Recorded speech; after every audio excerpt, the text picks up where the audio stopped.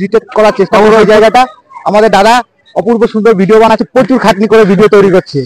এত সুন্দর ভিডিও সাইকেলে করে কেউই আমার চোখে এখনো পড়েনি।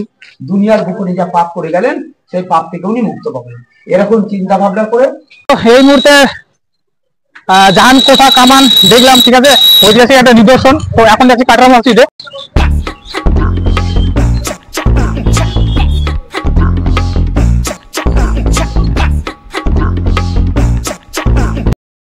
এই মুহূর্তে ঠিক আমি কাটরা মসজিদের সামনে আছি।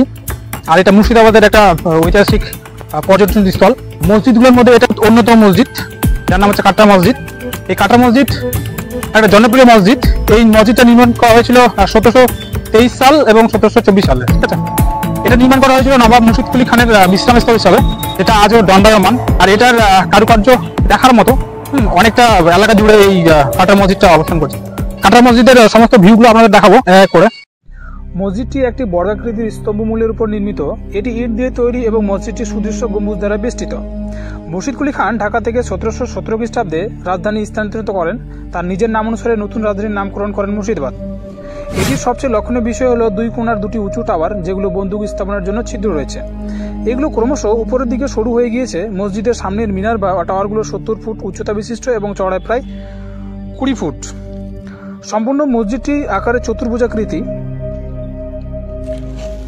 মসজিদটির প্রবেশদ্বারে পূর্ব দিক হতে 14টি সিঁড়ির ধাপ রয়েছে। আর এই সিঁড়ির নিচে রয়েছে মুর্শিদ কুলি খানের সমাধি। এটি নবাব মুর্শিদ কুলি খানের ইচ্ছানুসারেই করা হয়েছিল। কক্ষগুলোর সামনে বিশাল আকৃতির আঙিনা বা চত্বর বিদ্যমান এবং মসজিদের মূল দরজা পর্যন্ত পাথরে বাঁধাই একটি পথ রয়েছে।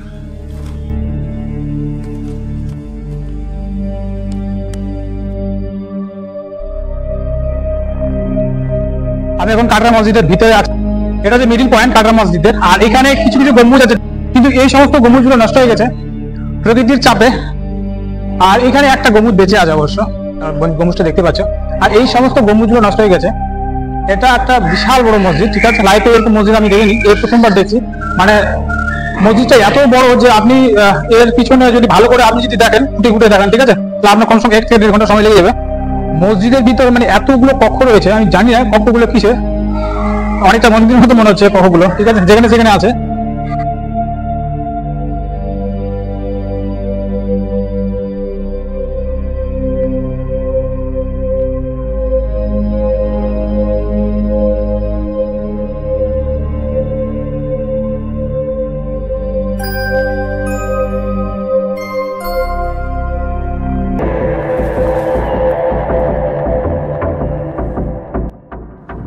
মসজিদ এবং কুঠুরিগুলোর মধ্যে খোলা জায়গার আকার প্রায় 13 ফুট।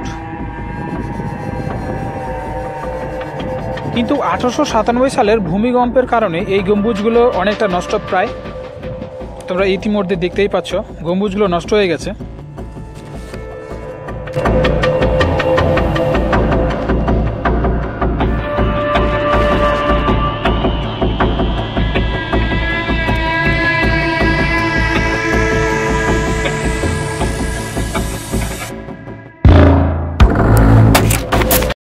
জীবিত অবস্থায় দাঁড়িয়ে থেকে অর্ডার দিই এই ঘর আর ওই কবরস্থান উনি কিন্তু ভাই আগেই বানিয়ে রেখেছি এবং ডিক্লিয়ার করে দিয়েছিলেন, বলে দিয়েছি বিশ্বের যে কোনো জায়গাতে আমি মারা যায় না কেন, আমি মারা যাওয়ার পর আমার লাশটাকে নিয়ে আমার বানানো কবরস্থানের ভেতর দাফন করব। কারণ উনি চিন্তা করেছিলেন উনি মারা যাওয়ার পর সকাল সন্ধ্যে হাজার হাজার নামাজি নামাজ পড়বার পাশে প্রত্যেক দিন যদি ওনার কবর উপর দিয়ে যাতায়াত করে, সেই নামাজিদের পায়ের ধুলো যদি ওনার কবর উপর ধরে পড়ে, দুনিয়ার বুকে যা পাপ করে গেলেন সেই পাপ থেকে উনি মুক্ত পাবেন।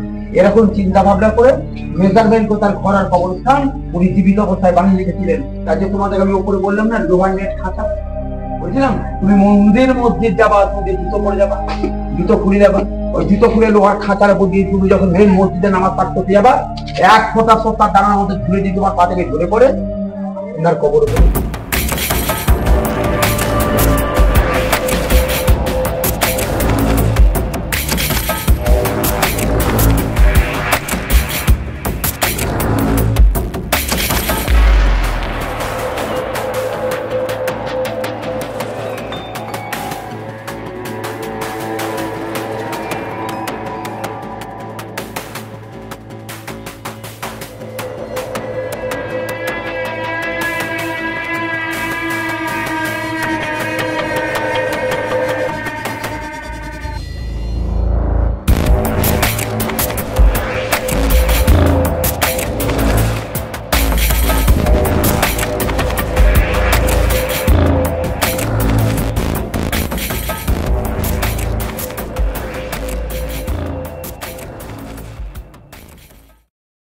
এই মুহূর্তে আমি কাটরা মসজিদে আছি, আর কাটরা মসজিদের বিশাল বড়, ঠিক আছে, মানে পুরোটাই ঘুরে দেখতে গেলে কমসে কম 1-1.5 ঘন্টা লেগে যাবে।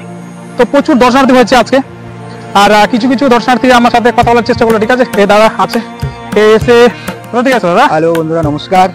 আচ্ছা, আমি এই প্রথমবার আসলাম মুর্শিদাবাদে, খুব ভালো লাগলো। এত সুন্দর জায়গা, এত বড় পরিবেশ এখানকার। এখানের যত রাস্তাঘাটগুলো আছে এত সুন্দর পরিষ্কার, যে আমাদের শহরের মতো নয় যে খুব নোংরা। চারিদিকটা এত সুন্দর পরিষ্কার, তোমরা দেখলে বুঝতে পারছো। অপূর্ব সুন্দর জায়গা, অবশ্যই একবার আসবার ভিজিট করার চেষ্টা করবো ওই জায়গাটা।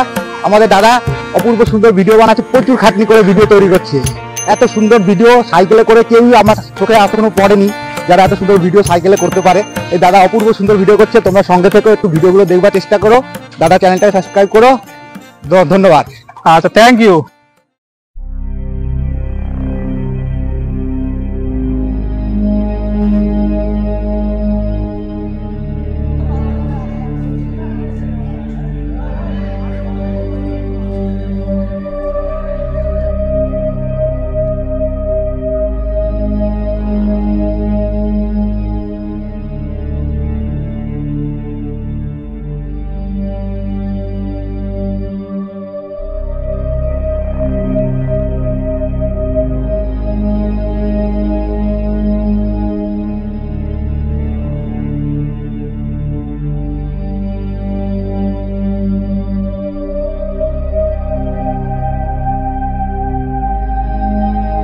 ভিডিওটা দেখার জন্য সবাইকে অসংখ্য ধন্যবাদ। আর খুব শীঘ্রই আমি হাজারদুয়ারির উপর ভিডিও রিলিজ করব, দেখতে কিন্তু ভুলবেন না।